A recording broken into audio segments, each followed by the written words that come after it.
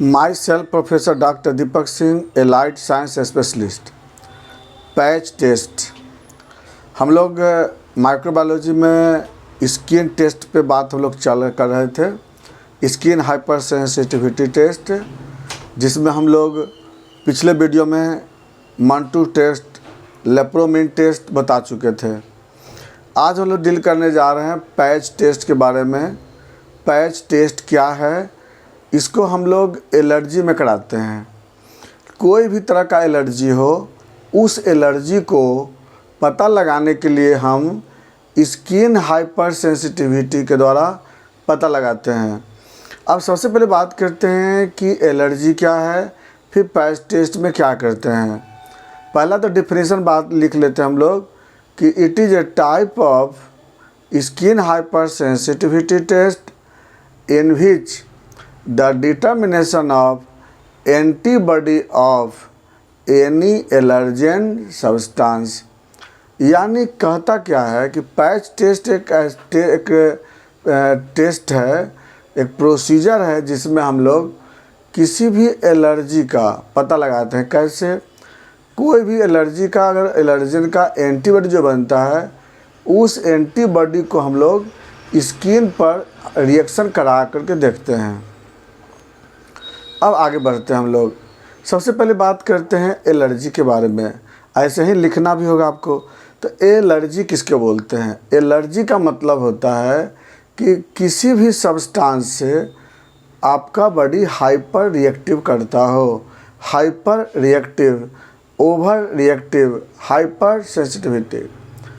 तो आपका बॉडी वह सब्सटेंस जो डेली लाइफ में यूज होता हो, डेली लाइफ में यूज होने वाले सब्सटेंस से अगर आपका बॉडी ओवर रिएक्ट करता हो, ओवर सेंसिटिव अगर होता हो, तो उसको हम लोग हाइपर सेंसिटिविटी बोलते हैं, या और प्लस उसको एलर्जी बोलते हैं। जैसे एक बात बताते हैं, कोई भी है 10 पार्टिकल्स, जैसे मान लीजिए कोई कॉस्मेटिक्स का कम सब्सटेंस हो, कोई कॉस्मेटिक्स, कोई स्किन कांटेक्ट के केमिकल्स हो, जैसे अगर रबर है, लेदर है, या कोई और भी केमिकल्स है, कोई ड्रग्स है, कोई कॉस्मेटिक केमिकल्स है, पॉलन है, कोई तो जी अगर बाय द वे अगर आप बॉडी में अब उसको यूज करते हो, तब यूज तो सब लोग करते हैं, तो सब लोग को तो एलर्जी नहीं होता है। तो क्यों हो जाता है एलर्जी? होता क्या है कि आप जब बहुत सारे ऐसे लोग होते हैं कि जिसके बॉडी में वह केमिकल एक्सेप्ट हो जाता है। तो अगर कोई केमिकल यूज़ करते हैं या कोई ड्रग्स यूज़ करते हैं, तो अगर बॉडी आपका एक्सेप्ट कर लेता है तब तो ठीक है। अगर बॉडी एक्सेप्ट नहीं करता है तो वह केमिकल आपके बॉडी में बिना यूज किए हुए पड़े रहेंगे, जिसके कारण बी लिम्फोसाइट और टी लिम्फोसाइट उस केमिकल का एंटीबॉडी तैयार कर देता है, जिसका नाम है IgE एंटीबॉडी। तो हम क्या बोलें इस बात को, इस मैकेनिज्म में क्या है कि जब भी कोई पार्टिकल का मतलब जो डेली लाइफ में जो यूज़ करते हैं, जब भी कोई पार्टिकल जो डेली लाइफ में यूज़ करते हैं, अगर आप यूज करते हो, यूज किए, तो बॉडी एक्सेप्ट कर लेता है, बॉडी एक्सेप्ट कर लेता है, तब तो ठीक है। अगर एक्सेप्ट नहीं करता है, इफ़ नॉट एक्सेप्ट, अगर बॉडी एक्सेप्ट नहीं किया, नॉट एक्सेप्ट, तो नहीं एक्सेप्ट नहीं करेगा तो क्या होगा, आपके बॉडी में बन जाएगा क्या, IgE एंटीबॉडी बन जाता है।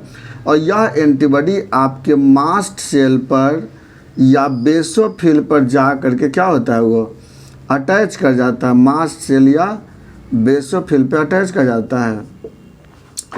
जब भी आप लाइफ में इस चीज़ को यूज करोगे ना, तब क्या होगा कि मास्ट सेल और बेसोफिल एक्टिवेट होंगे और उसके कारण निकलेगा हिस्टामिन, और हिस्टामिन के निकलने के कारण आपके बॉडी में एलर्जी होगा, अर्टिकेरिया होगा, कहीं पे स्वेलिंग हो जाएंगे। बॉडी में जहाँ पे जिस तरह का आपका ऑर्गन हो उसके अनुसार सिम्टम होगा। नोज में होगा तो स्नीजिंग होगा, थ्रोट में होगा तो कफिंग होगा, लंग्स में होगा तो कफ होगा, जीआईटी में होगा तो नौजिया, वोमिटिंग और डायरिया होंगे, स्किन पे होगा तो अर्टिकेरिया होगा। यानी जहाँ भी यह आपका बॉडी में यह पार्टिकल का रिएक्शन होगा तो उसके आपके बॉडी में इस तरह का रिएक्शन होते रहेंगे, इसी को बोलते हैं एलर्जी। लेकिन अब है क्या कि आपको किस चीज़ से एलर्जी है इसको पता लगाना हमको है, क्योंकि डेली लाइफ में तो हम सब कुछ यूज़ करते हैं, बहुत यूज़ करते हैं हम लोग, लेकिन किस पार्टिकल से आपको एलर्जी है इसको पता लगाने के लिए हम पैच टेस्ट करते हैं। क्योंकि आपको पता नहीं कि क्या चीज़ से एलर्जी है, कौन दवा से एलर्जी है, वो तो बाद में तो यूज करते पता तो चल ही जाता है। तो आपको ये पता लगाना है कि आपके बॉडी में कौन सा एंटीबॉडी बन चुका है, किस पार्टिकल का आईजीई बन चुका है, उस पार्टिकल का एंटीबॉडी को पता लगाने के लिए हम लोग पैच टेस्ट करते हैं। तो क्या करते हैं इसमें हम लोग, एंटीबॉडी को पता लगाना है क्या चीज़ से, जिस पार्टिकल से आपको एलर्जी हो उसको एंटीजन मानते हैं हम लोग। तो एंटीजन से आपको एंटीबॉडी का पता लगाना है। तो हम लोग क्या करते हैं, पैच टेस्ट करने के लिए क्या क्या हमको चाहिए, रिक्वायरमेंट। तो पहले नंबर पे आता है रिक्वायरमेंट। रिक्वायरमेंट में क्या लेते हैं, पहला काम करते हैं रिएजेंट लेते हैं। किसका लेते हैं रिएजेंट, जितना भी एलर्जन का होता है ना, लगभग 60, 70, 80 जितने भी आपका पॉसिबल आपका रिएजेंट होते हैं, एलर्जन होता है उसका रिएजेंट लेते हैं। हर चीज़ का अलग अलग रिएजेंट होता है। जैसे मिल्क का अलग मिलेगा आपको, एग का अलग मिलेगा आपको, किसी ड्रग्स का पैरासीटामोल है तो उसका अलग मिलेगा। यानी इस तरह से बहुत सारे अलग अलग, लगभग बोले ना कि 70 से लेकर 100 गो आप रिएजेंट आप यूज कर सकते हो। उतना अलग अलग एंटीजन मिलते हैं, बनाया गया हुआ हर चीज़ का अलग अलग रिएजेंट बनाया गया है। तो पहले नंबर पे क्या लेते हैं हम लोग, रिएजेंट, एंटीजन का रिएजेंट लेते हैं। कितने हो सकते हैं, 70 to 100 हो सकते हैं। अलग अलग डाइट का, फ्रूट का, है ना, मिल्क का, ड्रग्स का, सब का अलग अलग रिएजेंट बनाया गया है। नंबर 2 लेते हैं क्या हम लोग, 26 नंबर, निडल विथ सिरिंज, है ना, 2 चीज़ लेते हैं हम लोग, विथ सिरिंज, है ना। तो एक लेते हैं रिएजेंट, दूसरा लेते हैं सिरिंज। और हमको करना कहाँ पे, हैंड पे तो करना है, इसलिए हमको कुछ लेना है नहीं, पर्सन के हैंड पर उसको इंजेक्ट करना है। ये तो होगा मेरा रिक्वायरमेंट। अब बात करते हैं कि हम करते कैसे हैं, इसका जो प्रोसीजर जान लेते हैं कि इसके लिए हम क्या करते हैं। देखिए, सबसे पहले जिस पेशेंट को जांच करना हो उस पेशेंट के हैंड पर, हैंड दोनों हैंड ले लेंगे हम लोग, राइट हैंड लेफ्ट हैंड, दोनों हैंड में जो फ्लेक्सर पार्ट होता है ना, आगे वाला पार्ट, ये वाला, इसी पार्ट को हम लोग पहले क्लीन कर लेते हैं कॉटन स्वाब से। ऊपर से नीचे तक क्या करते हैं हम लोग, कॉटन स्वाब से हम लोग वॉश कर लेते हैं। याद रखना चाहिए हैंड में पहले से कोई इरप्शन ना हो, हैंड में पहले से कोई भी इरप्शन ना हो, तभी यह जांच कर सकते हैं। तो एक बात को याद लिखना होगा पहले आपको कि no any eruption present on skin, पहले से कोई भी आपको इरप्शन ना हो। अब क्या करते हैं हम लोग, हैंड को, जो स्किन को हम लोग प्रॉपर वॉश, उसको हम लोग क्या करते हैं, वॉश कर लेते हैं। किससे, स्पिरिट से, कॉटन स्पिरिट से हम लोग वॉश कर लेते हैं। अब क्या करते हैं हम लोग कि इस हैंड पर, देखिए ये जो हैंड है ना, इस हैंड पर पूरा ये हैंड है, ये हम हाथ का फोटो बनाए, एनिमेटेड डायग्राम है ये। इस हैंड के स्किन पर हर रिएजेंट को सब में से या पॉसिबिलिटी, जहाँ पे देख लीजिए आप कि पेशेंट को किस तरह का पॉसिबिलिटी हो सकता है। पेशेंट बोलेगा ना कि दवा खाने से एलर्जी है, कि दूध से एलर्जी है, अंडा से एलर्जी है, तो वो तो बता देगा ना। तो उसी के अनुसार से सेलेक्ट कर लो कि हमें 10 गो रिएजेंट का यूज करना है, 15 गो यूज करना है, 20 गो यूज करना है। तो आप पहले सेलेक्ट कर लो। कि आपको क्या, हमको कौन कौन सा रिएजेंट को यूज़ करना है। उसको क्या करते हैं 0.1 ml specific reagent are intradermally inject. मतलब क्या करते हैं कि जिस जिस का हमको जांच करना हो सब में से 0.1 ml रिएजेंट हम लेते हैं। अब क्या करते हैं उसको हम लोग इंट्राडर्मली इंजेक्ट करते हैं। इंट्राडर्मली मतलब जो नीडल लेंगे ना, जो नीडल आपका 30 डिग्री के एंगल पे होगा। तो देखिए अब एक इंजेक्ट यहाँ पे करेंगे और इंजेक्ट जब करेंगे ना तो स्किन से एलिवेट होना चाहिए। इंजेक्ट करते समय वो स्किन से क्या होना चाहिए, एलिवेट होना चाहिए। तो अब ये देखिए, अब यहाँ पर इंजेक्ट किए और यहाँ पर मार्क कर देंगे, गोल ऐसे घेर देंगे मार्क से। इंजेक्ट करने के बाद उसको हम लोग मार्किंग कर देते हैं 4 सेंटीमीटर डायमीटर के इसमें। तो यहाँ पर हम लिख देंगे, मान लीजिए सपोज आपका 1 का है तो यहाँ पर लिख देंगे, नंबरिंग कर देंगे। यहाँ पर 1 2 3 4 5 कर देंगे, तो यानी पहला नंबर है 1 का है कर देंगे। दूसरा नंबर मान लीजिए पैरासीटामोल का है तो यहाँ पे हम लोग 2 नंबर डाल देंगे, लिख देंगे। तीसरा नंबर जो आता हर 2 सेंटीमीटर के बाद मैंने 4 सेंटीमीटर होना चाहिए। इसके और इसके बीच में 4 सेंटीमीटर का डिस्टेंस होना चाहिए।